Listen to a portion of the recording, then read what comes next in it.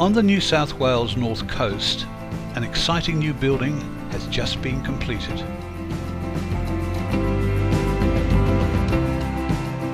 The surrounding seascape of soft pastels and blue skies is reflected in the exterior colour scheme of the new Crescent Head Surf Club. Its dual sloping roof of coloured ceramic tiles appears as a continuation of the exterior walls.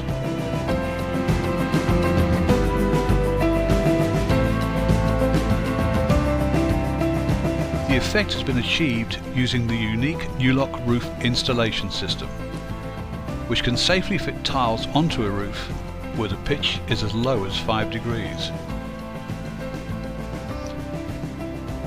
In this instance, it locks the ceramic tiles in place to withstand the strong winds and heavy weather prevalent in this tropical haven. This Nulok roof will cover the surf club for decades to come.